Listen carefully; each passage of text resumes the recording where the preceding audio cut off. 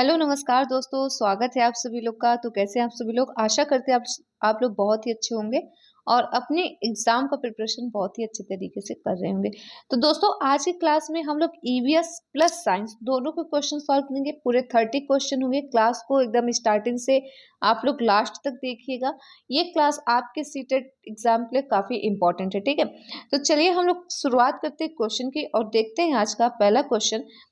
देखिए यहाँ पे जो फर्स्ट नंबर का क्वेश्चन पूछा है, जुगाली करने वाले पशु किस ग्रीन हाउस गैस को उत्पन्न करते हैं। ठीक है, तो यहाँ पे जैसे कि दिया कार्बन डाइऑक्साइड हो गया, जलवाष्प हो गया, मीथेन हो गया, नाइट्रस ऑक्साइड हो गया। तो यहाँ पे याद रखिएगा आप मीथेन, जो कि जुगाली करने वाले जानवर होते हैं वो मीथेन को उत्पन्न करते हैं। ठीक है, और यहाँ पे जो करेक्ट आंसर होगा आपका सी नंबर का ऑप्शन करेक्ट हो जाएगा। क्वेश्चन नंबर सेकंड देखिए, क्या पूछा है, पारसेक क्या है?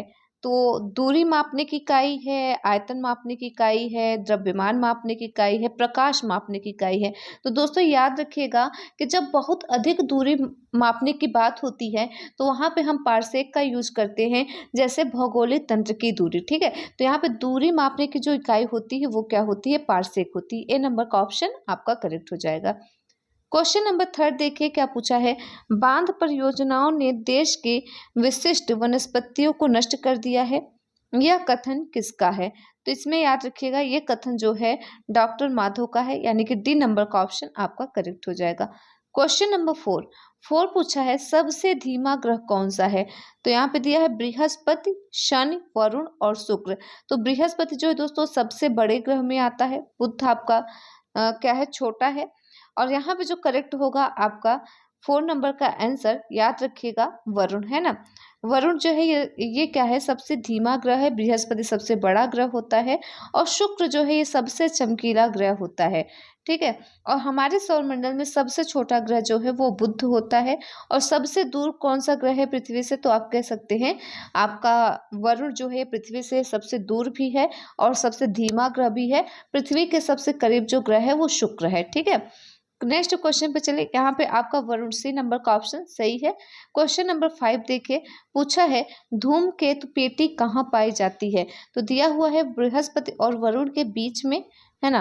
दे रखा है कि बृहस्पति और वरुण के बीच में पाई जाती है, शनि और बृहस्पति के बीच में पाई जाती है, मंगल और शनि के बीच में पाई जाती है, पृथ्वी और मंगल के बीच में पाई जाती है। तो यहाँ पे करेक्ट जो होगा शनि और बृहस्पति के बीच में धूमकेतु पेटी पाई जाती है। नेक्स्ट क्वेश्चन 6 देखिए, क्या पूछा है, जनसंख्या वृद्धि को प्रभावित करने वाले कारकों में कौन सा कारक प्राकृतिक कारक है? ठीक है, तो वायु की यहाँ पे दिया है आपका अ, वायु विवाह की आयु, है ना, प्रजाति की प्रजनन क्षमता, आयु संरचना, स्वास्थ्य दशा। तो इसका जो करेक्ट होगा दोस्तों आपका राइट आंसर हो जाएगा 6 का बी नंबर, प्रजाति की प्रजनन क्षमता। नेक्स्ट क्वेश्चन पूछा है आपका, भूमंडलीय तापन का कारण क्या है? तो कार्बन डाइऑक्साइड में कमी, कार्बन डाइऑक्साइड में वृद्धि, वनों में वृद्धि, इनमें से कोई नहीं। तो यहाँ पे आप याद रखना 7 नंबर में बी नंबर का ऑप्शन, कार्बन डाइऑक्साइड में वृद्धि क्या है? ये भूमंडलीय तापमान का कारण है। क्वेश्चन नंबर 8 देखिए, पूछा है अम्लीय वर्षा की खोज।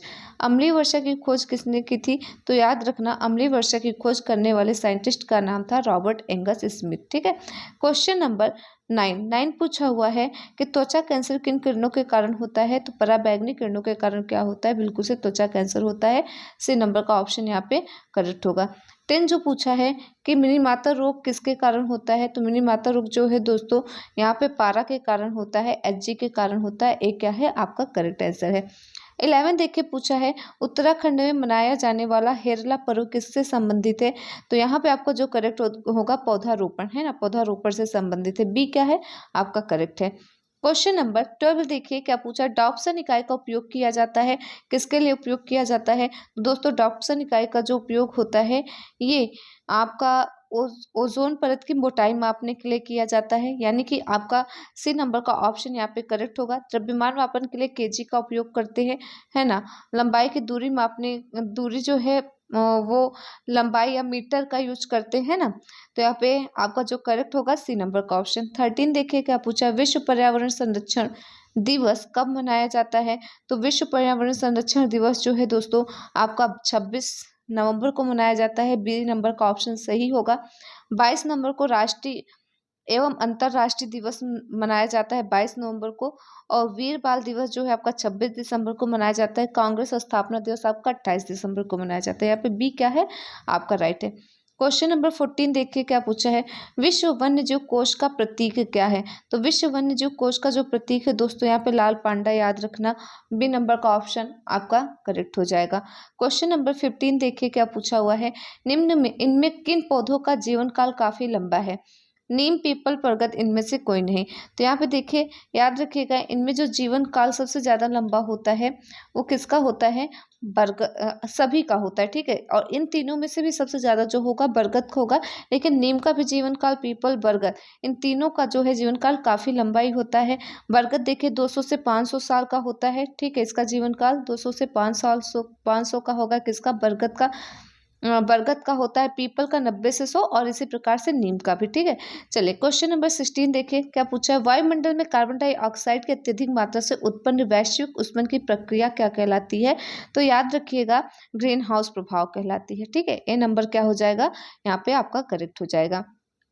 17 देखिए क्या पूछा गया है, अधिकतर पेड़ पौधे पाए जाते हैं स्थल मंडल में, जल मंडल में, वायुमंडल में, प्रकाश मंडल में। तो सबसे ज्यादा जो पेड़ है दोस्तों वो पाए जाते हैं कहाँ पे, स्थल मंडल। स्थल मंडल में ही आपका पूरा मतलब जल मंडल भी आ जाता है और वायुमंडल भी आपका स्थल मंडल में ही आता है।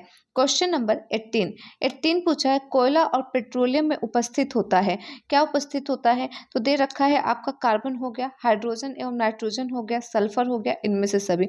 तो दोस्तों कोयला और पेट्रोलियम में जो है वो क्या उपस्थित होता है आपका सबसे ज्यादा, यहाँ पे सारी चीजें उपस्थित होती है, मतलब कार्बन हो गया, हाइड्रोजन एवं नाइट्रोजन, सल्फर, ये सारी चीजें किसमें प्रेजेंट होती है, कोयले में प्रेजेंट होती हैं। क्वेश्चन नंबर 19 देखिए क्या पूछा है, इनमें ग्रीन हाउस गैस कौन सा है। तो ग्रीन हाउस गैस जो है दोस्तों इनमें से वो कौन सा है। तो याद रखिएगा इसके लिए आप लोग बी नंबर का ऑप्शन, कार्बन डाइऑक्साइड जो है क्या है ग्रीन हाउस गैस में आता है, और सल्फर डाइऑक्साइड भी आपका ग्रीन हाउस गैस में आता है। 20 देखिए क्या पूछा, जैव विविधता के विशिष्ट स्थल क्या कहलाते हैं। तो जंगल कहलाते हैं। ए क्या हो जाएगा यहाँ पे आपका करेक्ट हो जाएगा। क्वेश्चन नंबर 21 पूछा है, वे पदार्थ जो जैविक प्रक्रम द्वारा अपघटित हो जाते हैं वे क्या कहलाते हैं। तो दोस्तों जैव निम्नकरणीय पदार्थ कहलाते हैं। जो जैव प्रक्रम के द्वारा अपघटित नहीं होते हैं वो आप कह सकते हैं अजैव निम्नकरणीय कहलाते, ठीक है, अनिम्नकरणीय कहलाएंगे। यहाँ पे आपका ए नंबर का ऑप्शन करेक्ट हो जाएगा। 22 देखिए क्या पूछा है कि सरदार सरोवर बांध किस नदी पर निर्मित हुआ। तो सरदार सरोवर बांध जो है दोस्तों वो नर्मदा निर्मित पे बना हुआ है, ठीक है। 23 में पूछा है कि ऊर्जा के किन स्रोतों की भविष्य में समाप्त हो जाने की संभावना है। तो यहाँ पे याद रखिएगा कि ऊर्जा के किन स्रोतों की भविष्य में समाप्त हो जाने की संभावना है। सी नंबर का ऑप्शन, कोयला और पेट्रोलियम समाप्त होने की इनकी क्या है संभावना है। 24 देखिए क्या पूछा गया है आपसे कि निम्न में से कौन प्राकृतिक संसाधन नहीं है। तो दोस्तों जो प्राकृतिक संसाधन नहीं है वो जीवधारी कोई प्राकृतिक संसाधन में नहीं आता है, ठीक है। क्वेश्चन नंबर 25 है कि भारत सरकार ने बांध संरक्षण योजना कब प्रारंभ की थी। तो भारत सरकार जो बांध संरक्षण परियोजना शुरू किए थे दोस्तों वो आपका 1970 में शुरू किए थे। क्वेश्चन नंबर 26 दे रखा है, गंगा नदी की लंबाई कितनी होती है। तो गंगा नदी की जो लंबाई है दोस्तों याद रखिएगा 2500 किलोमीटर इसकी क्या है पूरी लंबाई है। 27 निम्न में से सबसे ऊंचा बांध कौन सा है। तो यहाँ पे याद रखना टिहरी बांध जो है ये क्या है सबसे ऊंचे बांध में आता है। भांगड़ा बांध जो है इसे स्वामी राम तीर्थ सागर बांध भी कहते हैं, और ये भांगड़ा बांध जो है ये सतलज की नदी पर है। भांगड़ा बांध के संस्थापक जो हैं वो कौन थे, चौधरी छोटू राम थे हैं, ठीक है। ये भी आपको याद रखना है। टिहरी बांध जो है ये क्या है उत्तराखंड का सबसे बड़ा बांध है। इसका पुराना नाम क्या है, तिहरी, त्रिहरी इसका पुराना नाम था, ठीक है, अब टिहरी हो गया है। क्वेश्चन नंबर 28 में पूछा गया कि उभयलिंगी जंतु कौन नहीं है। तो उभयलिंगी वे होते हैं जो जीव एक ही समय अथवा विभिन्न समय पर स्त्री तथा पुरुष दोनों प्रकार के प्रजनन कोशिकाएं उत्पन्न करते हैं, वो उभयलिंगी कहलाते हैं, ठीक है। और द्विलिंगी का मतलब होता है जैसे कि जिन जंतुओं के नर मादा के प्रजनन अंग जो है एक ही जंतु में पाया जाए वो द्विलिंगी। एक लिंगी का मतलब है जब नर और मादा जनन अंग दोनों क्या है अलग है, तो वो क्या कहलाते हैं, एकलिंगी कहलाते हैं। तो यहाँ पे मछली जो है ना वो क्या है, उभयलिंगी में आती है। ठीक है। क्वेश्चन नंबर 29 पूछा है कोलीफॉर्म मनुष्य के शरीर में कहाँ पाया जाता है। तो दोस्तों इसके लिए याद रखिए कोलीफॉर्म क्या है, यह एक बैक्टीरिया है और ये पाया जाता है कहाँ पे, आंत में पाया जाता है, हमारे इंटेस्टाइन में पाया जाता है। ए नंबर का ऑप्शन आपका करेक्ट हो जाएगा। क्वेश्चन नंबर 30 यहाँ पे दिया है कि निम्नलिखित संसाधनों में से किन्हें संपोषित रूप में से उपयोग करने की आवश्यकता है। तो इसके लिए याद रखिएगा कोयला, पेट्रोलियम, वन, तीनों ऑप्शन आपके सही हैं, यानी उपयुक्त सभी। डी नंबर का ऑप्शन आपके यहाँ पे करेक्ट हो जाएगा। तो इस प्रकार से आज की क्लास में पूरे 30 क्वेश्चन सॉल्व हुए। ठीक है। वीडियो अच्छी लगी होगी तो दोस्तों लाइक जरूर कर दीजिएगा और चैनल पर नए हैं तो चैनल को सब्सक्राइब कर लीजिएगा। बाकी मिलते हैं नेक्स्ट क्लास में कुछ नए क्वेश्चन के साथ। तब तो सभी को थैंक यू सो मच, धन्यवाद, जय हिंद।